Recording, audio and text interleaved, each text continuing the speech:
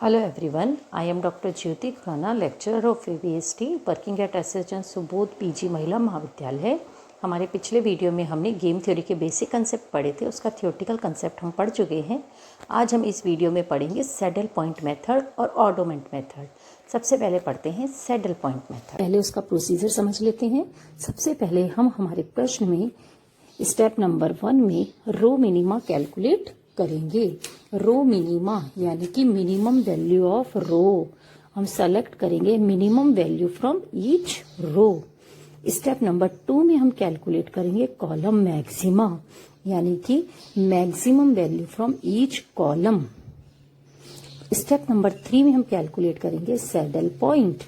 जहां row minima हमने calculate किया था उसमें से हम सेलेक्ट करेंगे मैक्सिमम वैल्यू, और जहां हमने कॉलम मैक्सिमा कैलकुलेट किया था वहां से हम सेलेक्ट करेंगे मिनिमम वैल्यू। मतलब मैक्सिमम सेलेक्ट करेंगे रो मिनिमा में से और मिनिमम सेलेक्ट करेंगे कॉलम मैक्सिमा में से। जहां ये दोनों वैल्यूज इक्वल हो गई, बराबर हो गई, वो हमारा क्या है, सैडल पॉइंट। उसके बाद हम देखेंगे value of the game. Value of the game क्या होगा, वो प्लेयर जिसके पास स्ट्रेटेजीज, अल्टरनेटिव या ऑप्शंस हैं जो उसको सेलेक्ट करने हैं, वो उसके पास ऑप्शन दिए हुए हैं रो में। रो वाला प्लेयर है जिसके पास स्ट्रेटेजीज किसमें, रो में, उसके लिए वैल्यू ऑफ द गेम होगा सैडल पॉइंट। और जो कॉलम वाला प्लेयर है, अगर हमारा सैडल पॉइंट आया था प्लस में, तो कॉलम वाले प्लेयर के लिए वैल्यू ऑफ द गेम होगा माइनस में।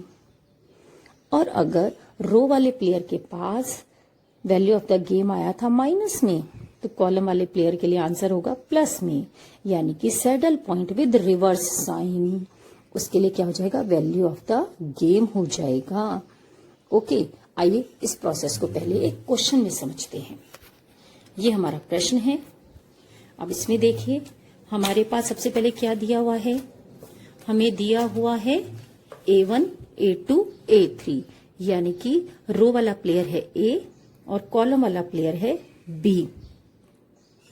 A के पास 3 ऑप्शन है, A1, A2, A3। कॉलम वाले प्लेयर के पास 3 ऑप्शन है, B1, B2, B3। इस गेम को हम कहेंगे M × N गेम, क्योंकि दोनों के पास ही 2-2 से ज्यादा ऑप्शन हैं। ओके, अब सब सैडल पॉइंट निकालते हैं। सबसे पहले हम निकालेंगे रो मिनिमा, यानी कि जहां पर minimum value of the row हमें सेलेक्ट करना है। अब ये मेरी फर्स्ट रो है। फर्स्ट रो में 3 वैल्यूज दी हुई है, 1, 7 और 6। हमारी मिनिमम वैल्यू है 1, तो हमारा रो मिनिमा हो जाएगा 1। सेकेंड कॉल रो में 3 वैल्यूज हैं, -4, 3 और -5। हम सभी जानते हैं माइनस वाली वैल्यू जितनी बड़ी होगी उतनी ही छोटी ट्रीट हो जाती है, उतनी ही मिनिमम हम उसको कहते हैं। तो यहाँ सबसे मिनिमम है -5, तो यहाँ पर हम मिनिमम लिख लेते हैं -5। नेक्स्ट कॉलम में दे रखा है 0, -2 और 7। सबसे मिनिमम है -2, तो यहाँ हमारा रो मिनिमा हो जाता है -2। अब निकालते हैं कॉलम मैक्सिमा। हमारे कॉलम में 3 वैल्यूज दी हुई है, 1, -4 और 0। सबसे बड़ा क्या है, 1 है। मैक्सिमम वैल्यू क्या है हमारी, 1। तो यहाँ पर क्या हो जाएगा, 1 हमारा कॉलम मैक्सिमम में आ जाएगा। नेक्स्ट हमारे पास है 7, 3 और -2। तीनों में सबसे बड़ा देखें तो क्या आएगा, 7 आएगा। तो हमारे लिए ये जो 7 सबसे बड़ी वैल्यू है, इसको यहाँ नीचे लिख देते हैं। नेक्स्ट उसमें 3 वैल्यूज दी हुई है, 6, -5 और 7। सबसे बड़ा है 7, मैक्सिमम वैल्यू क्या है 7, तो हम 7 को सेलेक्ट कर लेते हैं। क्लियर, हर रो में से मिनिमम वैल्यू को सिलेक्ट कर लिया और हर कॉलम में से मैक्सिमम वैल्यू को सिलेक्ट कर लिया। ओके, अब हम देखते हैं हमारा सैडल पॉइंट। हमने सैडल पॉइंट का क्या फॉर्मूला देखा था, मैक्सिमम ऑफ रो मिनिमा। अब हमारे रो मिनिमा में 3 वैल्यूज हैं। सबसे मैक्सिमम क्या है, 1, तो मैक्सिमम ऑफ रो मिनिमा क्या है हमारे पास, 1। ओके, और कॉलम मैक्सिमा में हमें क्या देखना है, मिनिमम वैल्यू देखनी है। तो हमारा मिनिमम ऑफ कॉलम मैक्सिमा क्या होगा, 1। 1 हमारा क्या है, सबसे मिनिमम है 1, 7 और 7 में से सबसे छोटा क्या है, 1 छोटा है। तो हमारे पास मिनिमम ऑफ कॉलम मैक्सिमा आ गया। ये क्या है हमारा, ये वाला पॉइंट है हमारा मैक्सिमम ऑफ रो मिनिमम, और ये क्या है, ये हमारा है मिनिमम ऑफ कॉलम मैक्सिमम। दोनों इक्वल है, ये हमारा सैडल पॉइंट है। इस क्वेश्चन में सैडल पॉइंट है, तो हमारा वैल्यू ऑफ द गेम क्या होगा, हमारा value of the game for a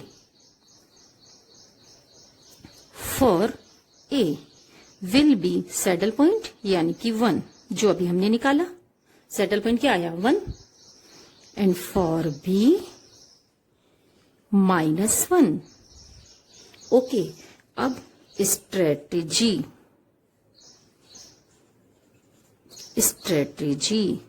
selected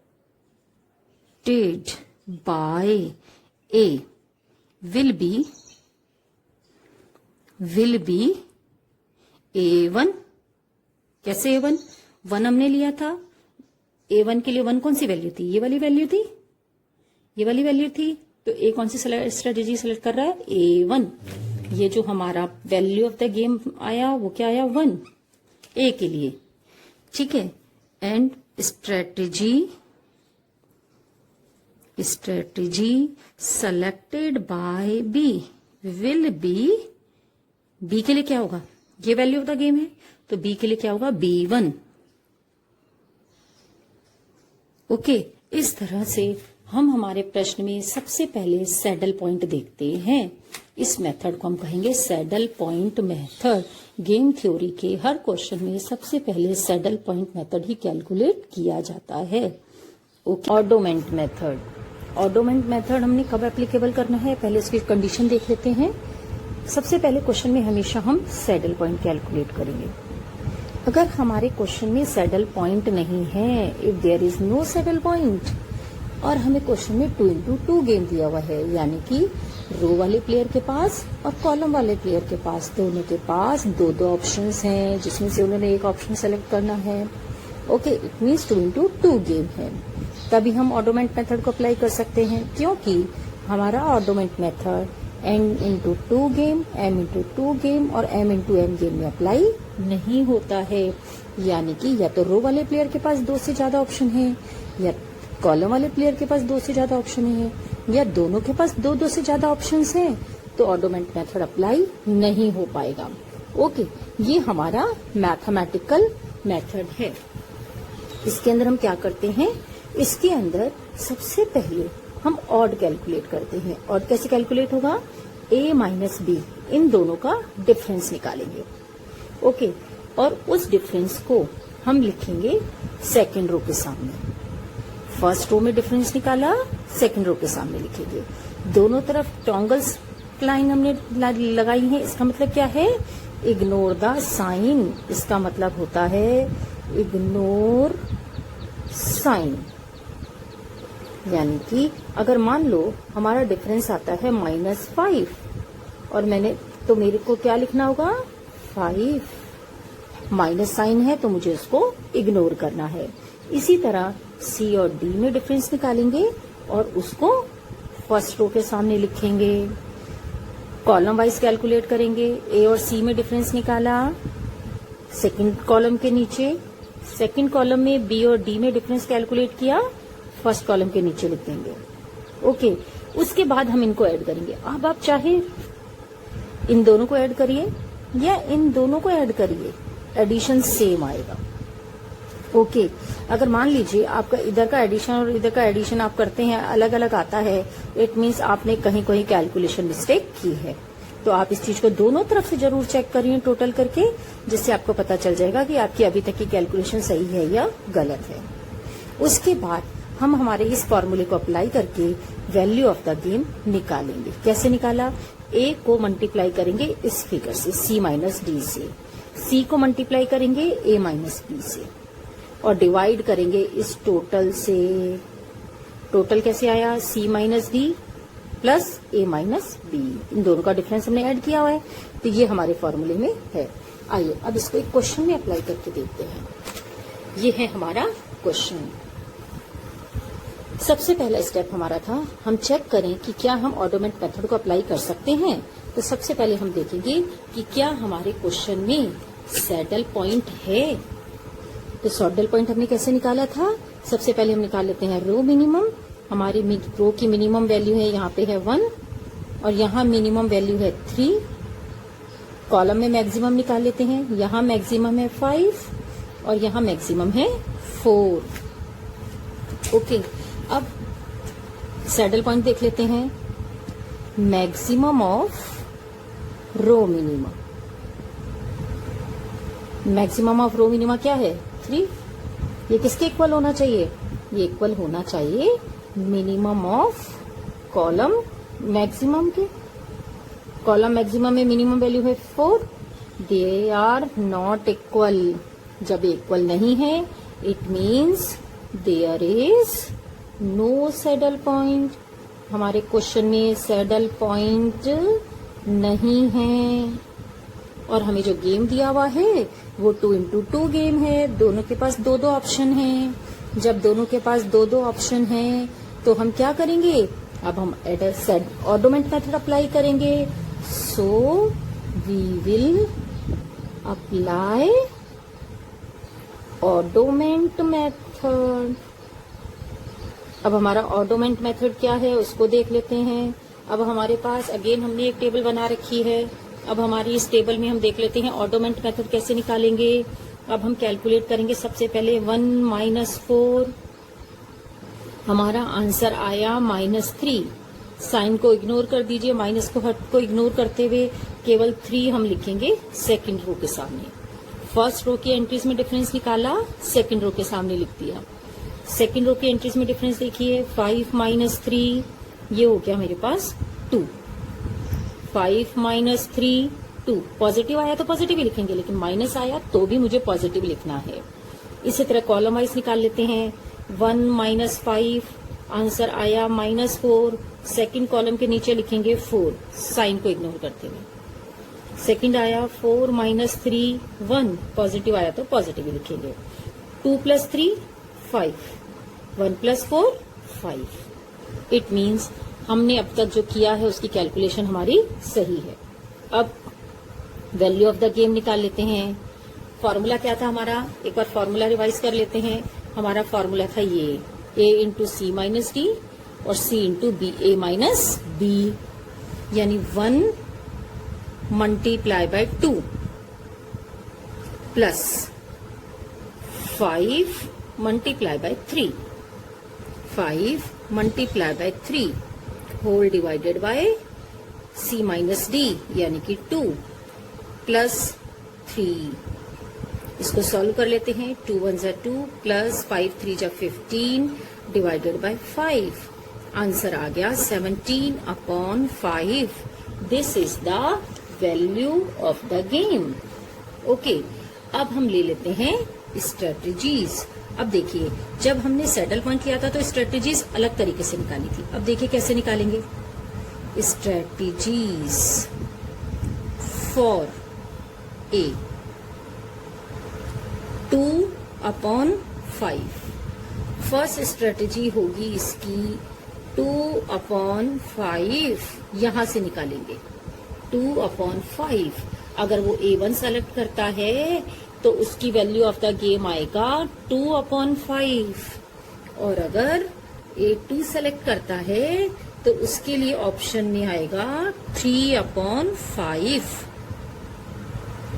okay, क्योंकि हमारा जो प्लेयर है उसके पास हमारे रो में ऑप्शंस है। जब रो में ऑप्शंस है तो ऐसे दिया हुआ है तो ऐसे लिखना है, लंबाई में लिखेंगे।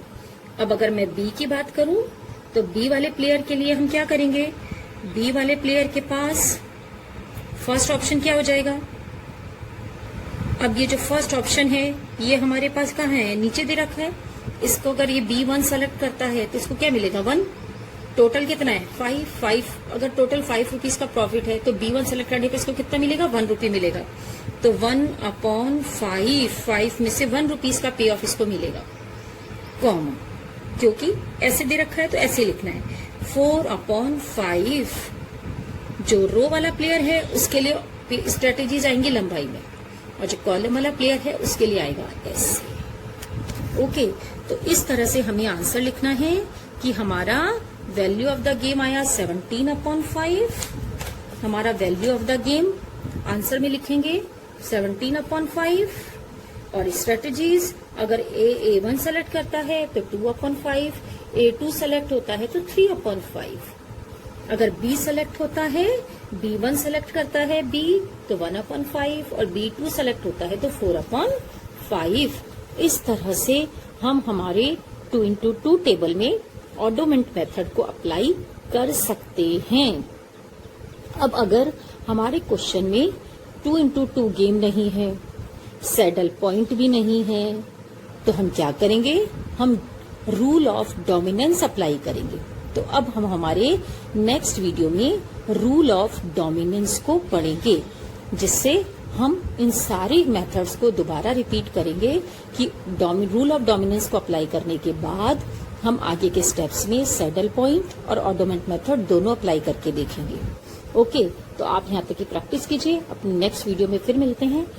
अगर आपको मेरा ये वीडियो अच्छा लगा हो तो प्लीज इसे लाइक कीजिए, शेयर कीजिए, सब्सक्राइब करना ना भूलें। Thank you.